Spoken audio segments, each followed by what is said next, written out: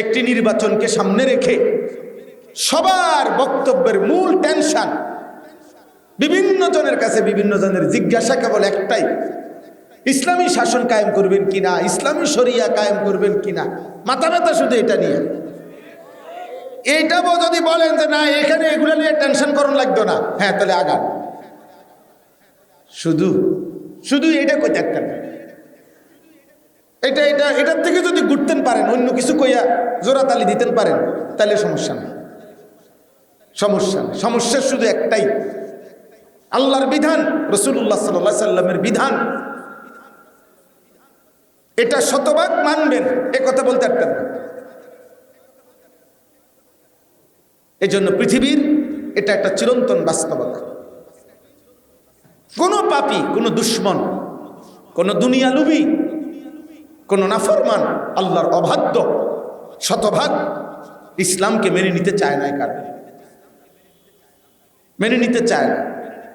রাসূলুল্লাহ সাল্লাল্লাহু আলাইহি ওয়াসাল্লামের জামানায় সম্ভ্রান্ত নারী চুরি করছে, উচ্চ বংশীয় নারী, নবীজি সাল্লাল্লাহু আলাইহি ওয়াসাল্লাম হাত কাটার বিধান দিছে।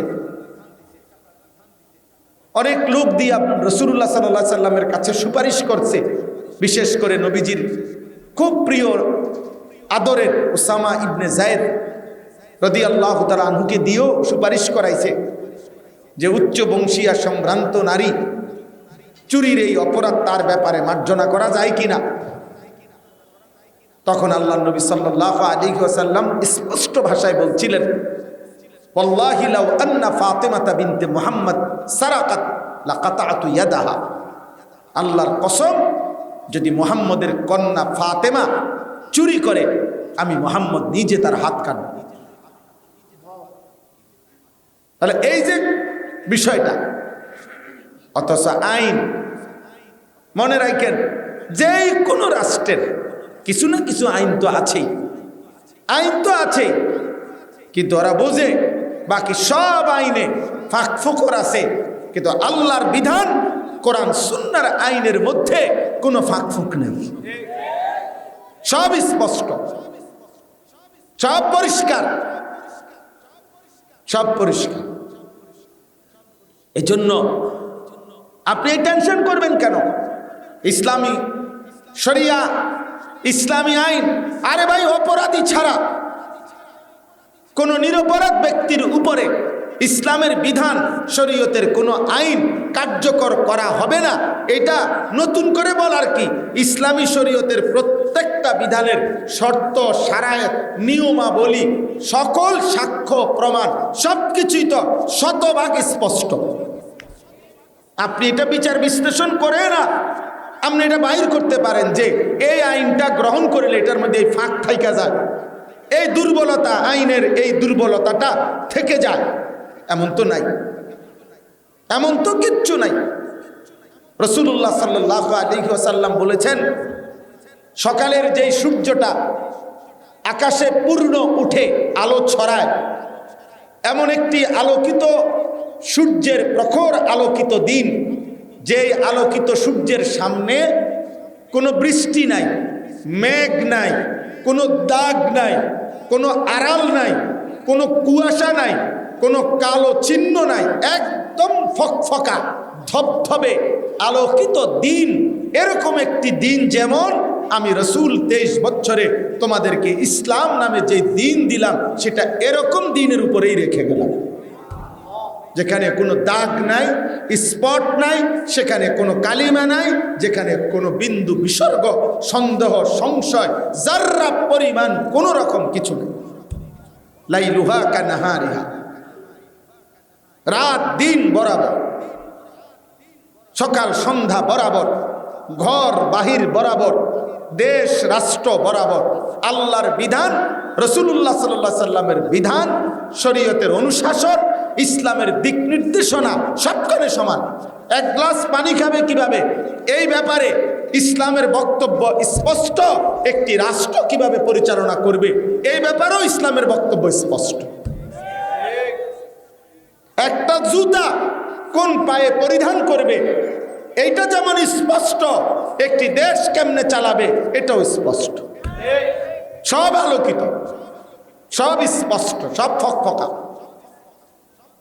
কিন্তু ওই যে মূল বিষয় হলো, মূল বিষয় তো হলো আমি মানতাম না, এটা তো আমার দিলের মধ্যে আগামী বসায় রাখছি, অতএব এবার এটা মানতাম না এ কথাও তো পরিষ্কার বলতে পারি না, অতএব এটার জন্য এবার যত নয় ছয় কথা বলতে হয়, যত যুগ চাহিদা, বর্তমান বিশ্ব প্রেক্ষাপট, আধুনিক বাস্তবতা ইত্যাদি ইত্যাদি, পারিপার্শ্বিকতা, বিভিন্ন প্রতিকূলতা ইত্যাদি যত সুন্দর শব্দ, শুদ্ধ শব্দই কোরআনের বিপরীতে, ইসলামের বিপরীতে, আল্লাহর বিধানের বিপরীতে আপনি পেশ করেন, সব ভুয়া,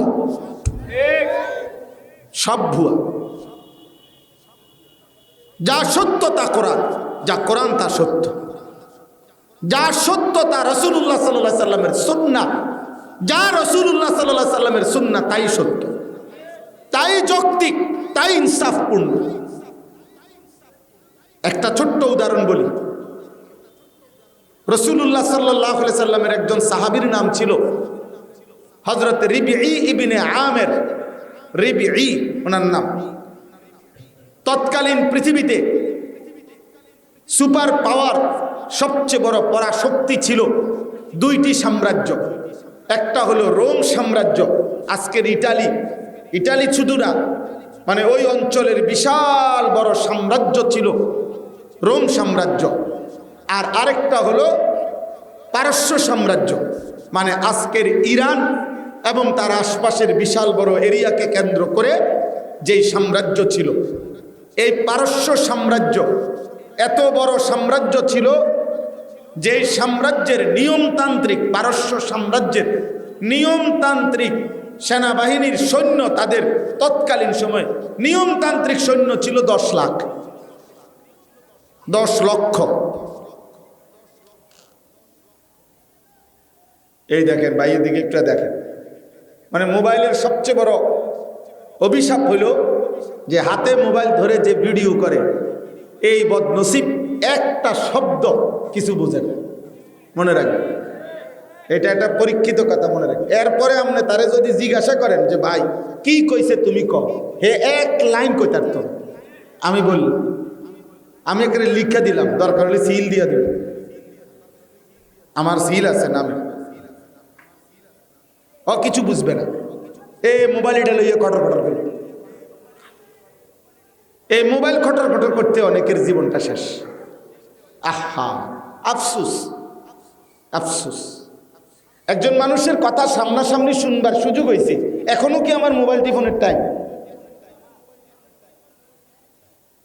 বলে না, আমাদের অনেকের মানসিকতা এটা। আরে তো ভাই আপনি সামনাসামনি আসলেন কেন? আপনি মোবাইলের থেকে যদি শুনতে হয় তো মোবাইলে তো আওয়াজ আছে, এটা তো বাইক বইয়া ঠ্যাঙ্গালকে দিয়ে শুনুন যায়।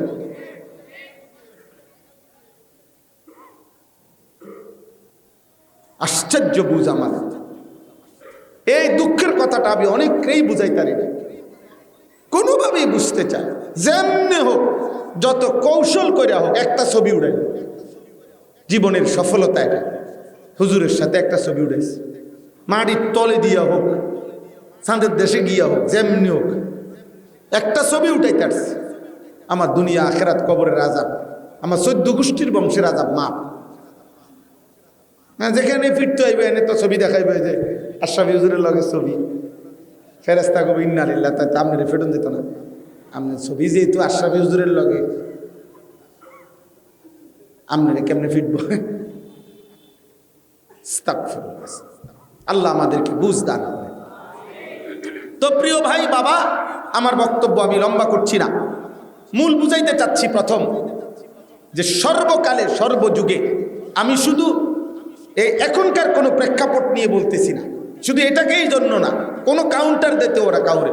আমি রাজনীতির মানুষ না, আমার কোনো মার্কার নাই, মনোমার্কার প্রচারণাও করি না, কিন্তু আমি বলার উদ্দেশ্য এই কথাটা বুঝানো যে একজন মুমিন, তো ওই সাহাবী রিবঈ ইবনে আমের 10 লক্ষ কাফেরের সৈন্যের মোকাবেলায় ওনারা যখন মুসলিম বাহিনী মাত্র 30,000 যুদ্ধ করতে গেছিলেন হযরত ওমর রাদিয়াল্লাহু তাআলা আনহুর জামানায়, তখন পারস্যের সেনাপতি রুস্তম এই পৃথিবীর ইতিহাসের একজন ঐতিহাসিক বড় সেনাপতির নাম মহাবীর রুস্তম কয়। এই রুস্তম বাস্তবিক পক্ষেই ছিলেন। এই পারস্যের সেনাপতির নামই ছিল বড় রুস্তম। সে জিজ্ঞাসা করছিল তখন যে মুসলমানদের পক্ষ হয়ে জিজ্ঞাসা তাদের পক্ষে যে তোমরা বলো আমাদের এই বিশাল বড় পারস্য সাম্রাজ্যের মোকাবেলায় তোমরা একটি অখ্যাত এলাকা কোথাকার আরবের একটি উপদ্বীপ মক্কা ভূমি অথবা ইয়াসরিব ভূমি, তোমরা সেখান থেকে একটি নিয়মতান্ত্রিক কোনো সাম্রাজ্যও না, একটা বিশাল বড় কোনো হুকুমত না, তোমরা আমাদের বিরুদ্ধে যুদ্ধ করতে যে আসলা, কেন আসছো? আসলে আমরা আইসু কিল্লে দেখো, কারণ ওই আন্দাজ করছে যে 30,000 লোক নিয়ে 10 লক্ষ সেনাবাহিনীর মোকাবেলায় যারা যুদ্ধ করছে এগো আসলে মানসিক ভারসাম্য ঠিক আছে কিনা এটাও তো দেখার বিষয়। যুদ্ধ তো পরে, আগে আইসে কি লেগে কথাটা তো বোঝন দরকার আছে, বুঝেন নাই কথা? এই জন্য রুস্তম জিজ্ঞেস করছে তোমরা এসেছো কেন আমাদের এই পারস্য সাম্রাজ্য? এই তখন ভাই পৃথিবীর ইতিহাসে সোনালী অক্ষরে এই কথাটা লেখা আছে। হযরত রিবঈ ইবনে আমের ওই তিনি ছিলেন ওই যুদ্ধের সাহাবাদের মধ্যে সবচেয়ে খাটো চেহারায়, তিনি ছিলেন খাটো সাহাবী। ওনার তরবারি কিতাবে আছে, ওনার তরবারি যেটা ওনার কোমরে ছিল এটা ওনার চাইতে লম্বা, তরবারির সাইজ ওনার চাইতে লম্বা ছিল। উনি খাটো নাহিফাল জিস, শরীরটা একদম কৃষ্ণ মানে দুর্বল আর হ্যাংলা পাতলা, দেখতে বোঝা যাইতেছে এমনি বড়া বাতাসের লগে উড়ে যাবে এরকম ব্যক্তি। এই তিনি সেনাপতি আগায় দিছে তুমি উত্তর দাও, যাও।